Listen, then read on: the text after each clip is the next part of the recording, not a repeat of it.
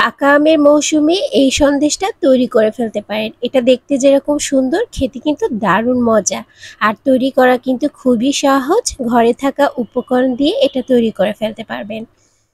আজকে আমি একটা পাকা আম নিয়েছি এই সন্দেশগুলো তৈরি করার জন্য।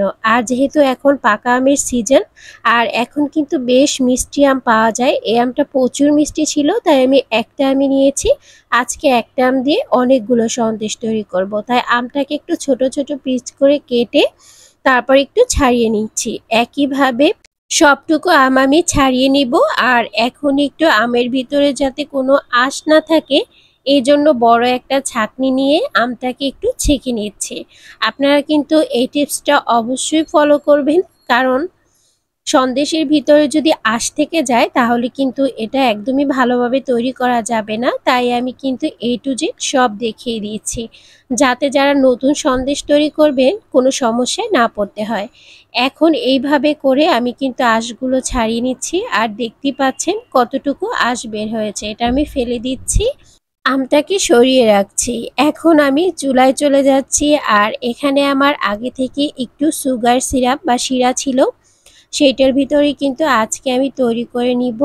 আর এই জন্য এখানে চিনিটাকে আমি আরও একটু জাল করে নিয়ে আসছি। যখন চিনিটা একদম ঘন হয়ে আসবে, এই টিপসটা অবশ্যই মনে রাখতে হবে, না হলে কিন্তু সন্দেশ ভালো হবে না। তখন কিন্তু এখানে আস্তে আস্তে করে গুঁড়ো দুধ দিতে হবে। আজকে আমি একটা আমের সাথে 2 কাপ গুঁড়ো দুধ আর 1 কাপ ময়দা দিয়ে সন্দেশ তৈরি করব, তাই আমি আস্তে আস্তে করে গুঁড়ো দুধ দিয়ে দিচ্ছি। শিরাটা যখন একটু আঠালো ভাব চলে আসছে, আপনাদের সুবিধার্থে কিন্তু হাতে ধরে দেখতে পারেন। যখন আঁশ চলে আসবে তখন কিন্তু গুঁড়া দুধটা দিতে হবে। আর চুলার আঁচটা এ পর্যায়ে একদমই বন্ধ করে দিতে হবে। আর আস্তে আস্তে করে এই গুঁড়ো দুধগুলো মিশাতে হবে।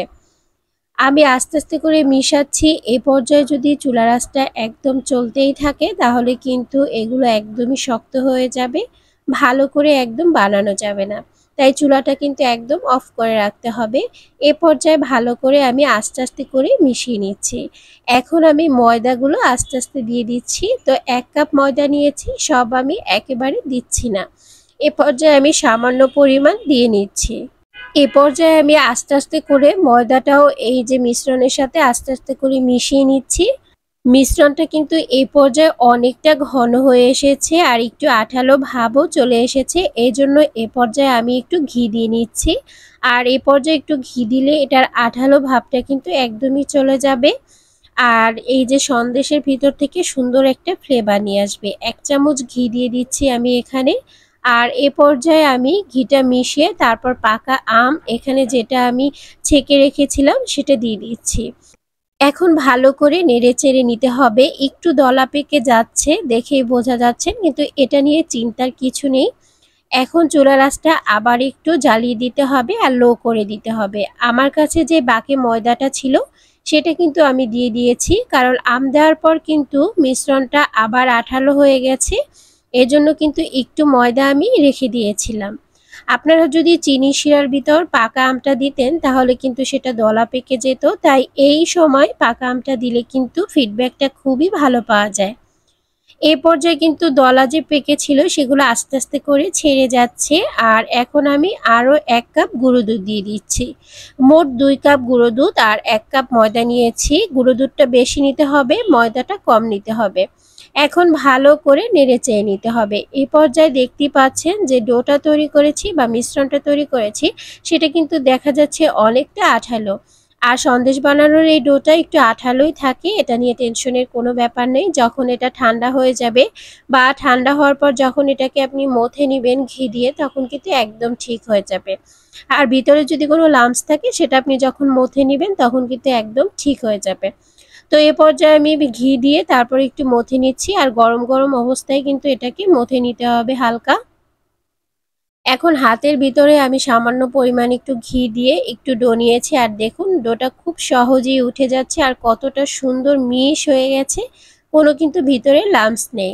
এখন আমি একটা সাজ নিয়ে একটা সন্দেশ বানিয়ে দেখাচ্ছি। আপনারা কিন্তু হাত দিয়ে ডিজাইন করেও বানাতে পারেন, সাজে বানালে অনেকটা সহজ হয়ে যায়, আমি এজন্য বানিয়েছি। আর একটা কিন্তু বানানো হয়ে গেছে।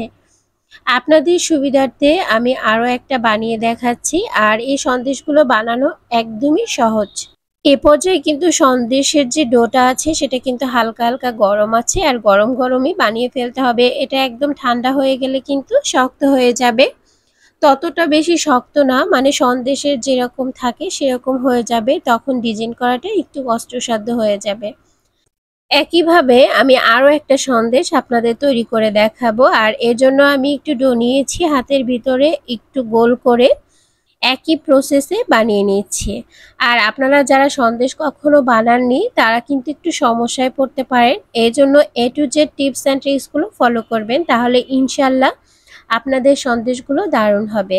আর সবগুলো বানানো হয়ে গেছে। তো কেমন লেগেছে আজকের রেসিপি অবশ্যই কমেন্ট সেকশনে জানাবেন। ভালো লাগলে লাইক শেয়ার কমেন্ট করবেন। তো আজ এই পর্যন্তই, নেক্সট ভিডিও দেখার আমন্ত্রণ জানিয়ে আল্লাহ হাফেজ।